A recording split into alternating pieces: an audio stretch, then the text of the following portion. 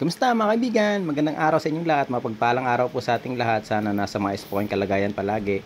Eto mga lods, mga kaibigan, bali re-reviewin po natin ang ating kapote, yung NHK. Bali, eto mga lods, mag-iisang taon na po ito, next month, ngayong July.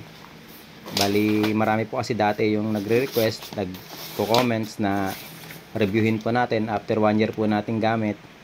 Eto mga kaibigan, talagang masasabi ko na napakaganda po talaga niya gamitin. Talagang hindi po siya tinatagos ng tubig.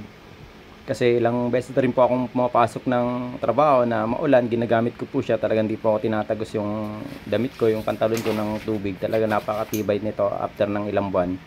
Halos mag-iisang taon na, talagang napaka-quality pa rin talaga mga lods. Yun nga lang, medyo may kamahalan po ito, pero nakalimutan ko na yung price. Parang may higit 2,000 bili ko nito eh. Pero ngayon, di ko na po alam. Pero talagang sa quality, tsaka sa talagang di kayo mababasa nito mga lods, talagang napakatibay. May mga ginamit na po akong kapote dati, yung medyo sikat din, tapos medyo may pressure rin, pati yung galing po sa Divisoria, talagang tinatagos po talaga ako ng tubig. Pero reto mga lods, talaga sobra. Wala talagang katagos-tagos nito, talagang ilang beses ko na siya nagamit. Eto mga lods, paggaling ko lang ng trabaho, bali sa Intramuros, mula ron, mga 1 oras kami ng aking motor na bumiyahe. Talagang maulan, pero talagang hindi ako tinatagos nito mga lods. Sobra, napakaganda nito gamitin. Pasensya na po kasi wala po talaga akong camera no, na ginamit ko siya na umuulan sa biyahe kasi wala po talagang action cam na gamit. Bali cellphone lang po talaga yung gamit ko pang vlog. Wala pa tayong pambili mga lods. Eto mga kaibigan, talagang basang basa yung bag ko, nilagay ko yan sa plastic para di siya mabasa.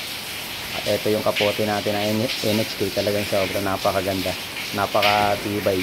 Hindi talaga ako pinasok ng tubig yan mga lods. Talagang hindi ako nagsisi na ito yung binili ko. Sa dami kong nasubukan ng mga kapote na iba na talagang may pangalan din, pero talagang tinatagos ako ron. Talagang grabe, halos wala kang kapote nun.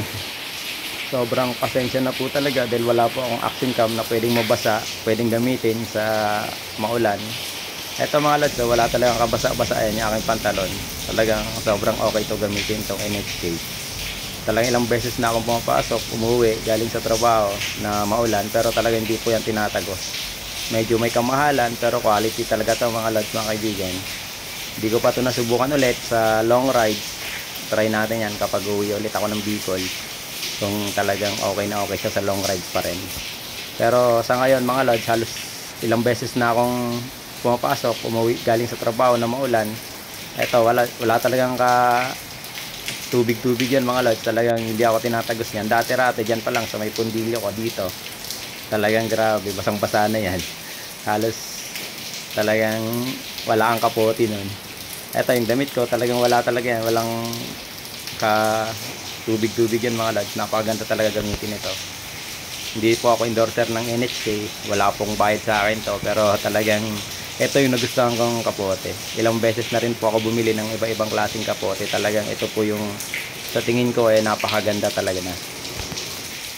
Talagang iniingatan ko rin po itong kapote ko kasi pagkatapos ko gamitin, nilalaban ko siya.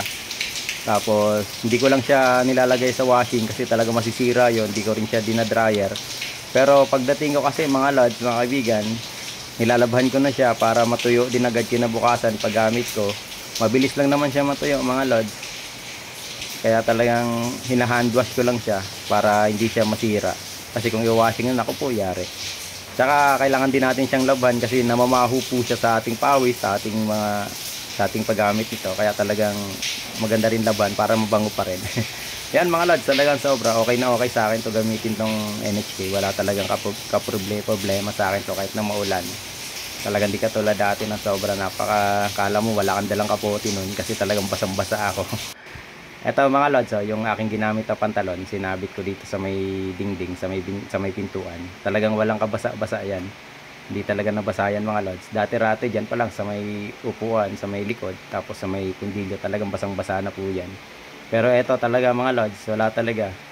Talagang sulit na sulit gamitin tong NHK. Ito rin pong aking damit, yung uniform na ginamit ko pa uwi. Talagang hindi siya basa mga lods. Yun lamang mga lods, mga kaibigan. Inulit ko po, di po ako endorser ng NHK. Talagang okay po siya gamitin. Maraming salamat po.